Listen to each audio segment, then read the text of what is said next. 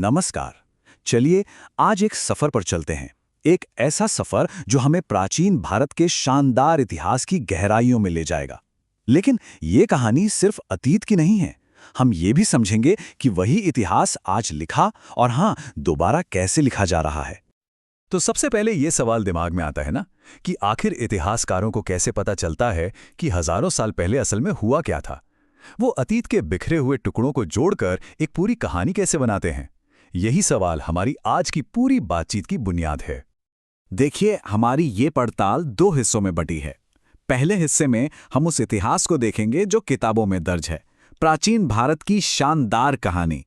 और फिर दूसरे हिस्से में हम खुद उन किताबों के बनने की कहानी को समझेंगे कि आखिर ये इतिहास लिखा कैसे जाता है और क्यों कभी-कभी इसे लिखने का तरीका ही बदल जाता है। तो चलिए शुरू करते हैं। इस पहले हिस्से में हम एक जासूस की तरह उन सुरागों की पड़ताल करेंगे जिनका इस्तेमाल इतिहासकार सदियों पुरानी गुत्थियों को सुलझाने के लिए करते हैं। तो हमारे पास सबसे ठोस सुरागों में से एक है पुरातत्व, यानी आर्कियोलॉजी। ये क्या है? ये असल में प्राचीन अतीत के बचे खुचे निशानों का अध्ययन है। जरा सोचिए, जमीन के नीचे दबे पूरे के पूरे शहर, हजारों साल पुराने सिक्के, मिट्टी के बर्तन, पत्थर के औजार, ये सब मानो अपने दौर की खामोश कहानियां सुनाते हैं। अब यहां पर देखिए, सबूतों के दो बहुत ही अलग अलग प्रकार हैं। एक तरफ हैं पांडुलिपियां। इन्हें हाथ से ताड़ के पत्तों या कागज पर लिखा जाता था। ये बहुत नाजुक होती हैं और वक्त के साथ खराब हो सकती हैं। वहीं दूसरी तरफ हैं शिलालेख।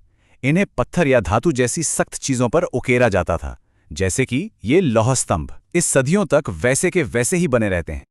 तो ठीक है, इन सारे सुरागों को जोड़कर इतिहासकारों ने क्या कहानी बनाई है? आइए अब प्राचीन भारत के कुछ सबसे बड़े और सबसे असरदार साम्राज्यों के दौर में चलते हैं। इस सफर को समझने के लिए ये टाइमलाइन हमारे गाइड का काम करेगी। हम शुरुआत करेंगे दुनिया की सबसे पुरानी सभ्यताओं में से एक सिंधु घाटी सभ्यता से, फिर आगे बढ़ेंगे मौर्य साम्राज्य की तरफ और आखिर में पहुंचेंगे गुप्त साम्राज्य तक। इससे हमें पूरी कहानी का एक ढांचा मिल जाएगा। तो सबसे पहले हड़प्पा संस्कृति। ये दुनिया की शुरुआती शहरी सभ्यताओं में से एक थी। और जरा इस नक्शे पर नजर डालिए। इसका फैलाव कोई छोटा मोटा नहीं था। ये आज के भारत और पाकिस्तान के बहुत बड़े हिस्से में फैली हुई थी। और फिर आता है मौर्य साम्राज्य। ये अपने समय के सबसे विशाल साम्राज्यों में से एक था। ये नक्शा महान सम्राट अशोक के शासनकाल का है। देखिए कैसे ये साम्राज्य लगभग पूरे भारतीय उपमहाद्वीप पर छा गया था। वाकई कमाल है। मौर्यों के बाद अब हम उस दौर पर ध्यान देंगे जिसे अक्सर भारत का स्वर्ण युग या गोल्डन एज कहा जाता है, यानी गुप्त साम्राज्य। चलिए पता लगाते हैं कि आखिर इस दौर में ऐसा क्या खास था कि इसे इतनी बड़ी पहचान मिली।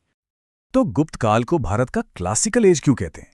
सीधी सी वजह है, इस दौर में कला, विज्ञान और साहित्य में जो जबरदस्त तरक्की हुई, उसने आने वाली सदियों पर एक गहरी छाप छोड़ी। जरा इस दौर की कुछ उपलब्धियों को देखिए।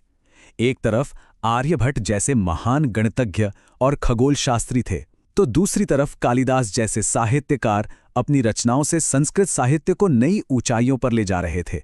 और हाँ, दशमलव प्रणाली और शून्य का वो क्रांतिकारी विचार जिसने गणित की पूरी दुनिया ही बदल दी, वो भी इसी दौर की देन है।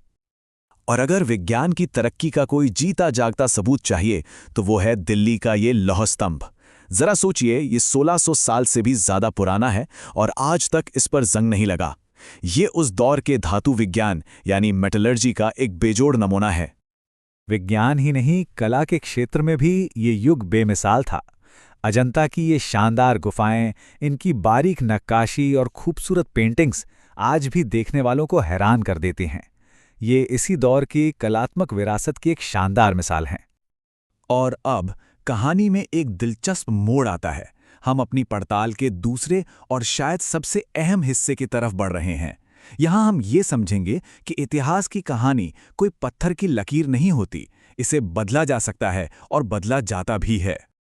यहां एक बहुत गहरी बात समझने वाली है। इतिहास सिर्फ वो नहीं है जो हो चुका।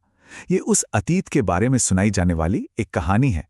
और हम सब जानते हैं, कहानियां तो बताने वाले के साथ बदलती रहती हैं। आइए भारत के स्कूली किताबों में हुए कुछ हालिया बदलावों पर एक नज़र डालते हैं। जैसे कि 2022 से पहले की एनसीईआरटी किताबों में गुजरात दंगों को मुस्लिम विरोधी दंगे लिखा गया था, जिसे अब बदलकर सिर्फ गुजरात दंगे कर दिया गया है। मुगल साम्राज्य पर जो एक पूरा अध्याय था उसे हटा दिया गया है। इसी तरह वर्ण व्यवस्था के बारे में कुछ वाक्य जो इसके वंशानुगत होने और अस्पृश्यता की बात करते थे, उन्हें भी हटा दिया गया है। अच्छा, इन बदलावों को लेकर इतिहासकारों की अपनी अपनी राय है। जाने माने इतिहासकार एस इरफान हबीब का मानना है कि इस तरह जब किताबों का राजनीतिकरण होता है तो एक तोड़ मरोड़ कर पेश किया गया अतीत समाज में ध्रुवीकरण को बढ़ावा देता है। तो अब हम आखिरी सवाल पर आते हैं। इन सब बातों का मतलब क्या है? क्या फर्क पड़ता है अगर इतिहास की किताबों में कुछ अध्याय या कुछ वाक्य बदल दिए जाएं? चलिए समझते हैं कि ये पुरानी कहानियां आज हमारे लिए इतनी जरूरी क्यों हैं। देखिए, बात बस इतनी सी है कि कोई भी देश अपने अतीत की कहानी कैसे सुनाता है, ये उसके आज की पहचान और उसके भविष्य की दिशा को तय करता है।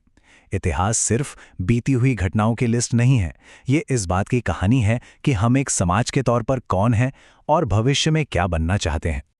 और ये पूरी बातचीत हमें इस आखिरी लेकिन सबसे बड़े सवाल पर लाकर छोड़ देती है कि अगर इतिहास वाकई एक कहानी है जिसे लिखा और दोबारा लिखा जा सकता है, तो फिर ये कलम आखिर किसके हाथ में होनी चाहिए? ये फैसला करने का हक किसका है कि कौन सी कहानी बताई जाए? ये एक ऐसा सवाल है जिस पर हम सबको सोचना चाहिए।